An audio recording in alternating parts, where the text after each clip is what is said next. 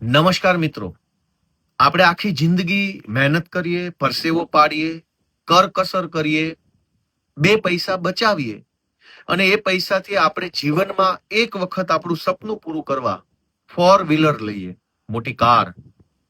એ વખતે આપણને વિકલ્પ મળે છે કે ડીઝલ વાળી કાર લેવી, કે ઇલેક્ટ્રિક કાર લેવી, કે પેટ્રોલ વાળી લેવી, કે પછી પેટ્રોલ અને ઇલેક્ટ્રિક બંને મિક્સ આવતી હોય એવી લેવી. પણ આપણે એક વખત પેટ્રોલ કાર લીધા પછી એ કારમાં ઇથેનોલ વાળું પેટ્રોલ નખાવવું કે શુદ્ધ પેટ્રોલ નખાવવું એ ઓપ્શન કેમ નથી મળતો? મારી ગાડી છે તો મરજી પણ મારી હોય કે હું મારી ગાડીમાં કયું પેટ્રોલ નખાવીશ. રિલાયન્સના પંપથી નખાવીશ, નયારાથી નખાવીશ, એચપી થી નખાવીશ, કયા પેટ્રોલ પંપેથી કયું પેટ્રોલ નખાવીશ એ ચોઈસ હોવી જોઈએ. અને હમણાં સુધી હતી જ. હમણાં સુધી એવું હતું કે શેલના પેટ્રોલ પંપમાં પ્રીમિયમ પેટ્રોલ આવતું હતું. અમુક જગ્યાએ અનલીડેડ પેટ્રોલ પંપ આવતું હતું, એટલે કે શીશા વગરનું, શીશા વાળું પેટ્રોલ, શીશા વગરનું પેટ્રોલ, પ્રીમિયમ પેટ્રોલ, આ કેટેગરી આવતી હતી. એના અલગ અલગ ચાર્જ હતા. અનલીડેડ નખાવો તો એટલો ચાર્જ, પેલું પ્રીમિયમ નખાવો તો એટલો ચાર્જ. પણ અત્યારે જબરજસ્તીથી ભાજપની સરકાર ઇથેનોલ E20 પેટ્રોલ, એટલે કે પેટ્રોલની અંદર 20% ઇથેનોલ મિલાવટ કરેલું પેટ્રોલ જબરજસ્તીથી દેશની જનતાને આપવામાં આવી રહ્યું છે. આના કારણે બે ત્રણ નુકસાન થાય છે. એક, કે જ્યારે પેટ્રોલ જ 100% પેટ્રોલ નથી, એની અંદર 20% ઇથેનોલની મિલાવટ છે, તો પછી પેટ્રોલનો 100% પેટ્રોલનો હોય એવો ભાવ કેમ? 20% મિલાવટ છે તો ભાવ પણ 20% ઓછો હોવો જોઈએ, કે E20 પેટ્રોલનો ભાવ 70 રૂપિયા, શુદ્ધ પેટ્રોલનો ભાવ 90 રૂપિયા. આ તો મિલાવટ 20%, ભાવ 100%.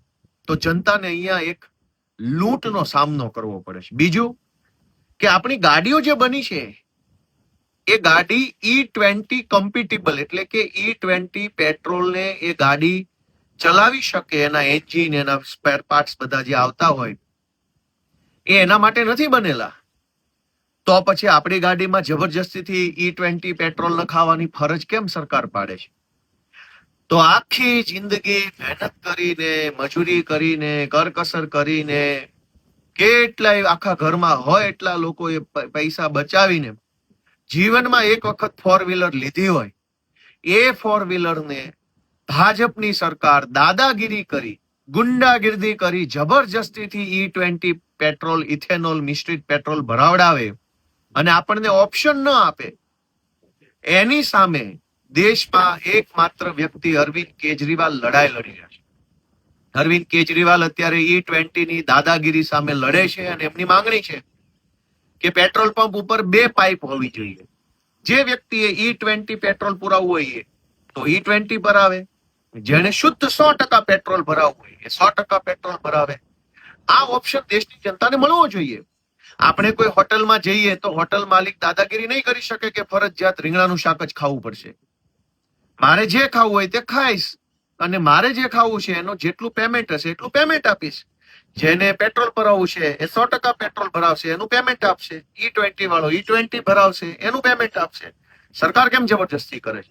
તો આ બાબતે અરવિંદ કેજરીવાલે એક ઓનલાઈન પિટિશનની શરૂઆત કરી છે અને એની અંદર stopE20petrol.com નામની એક વેબસાઇટ બનાવી છે. એની અંદર તમે જઈ અને તમારો વિરોધ નોંધાવી શકો છો, પિટિશનને સાઇન કરી શકો છો. ખૂબ ખૂબ આભાર.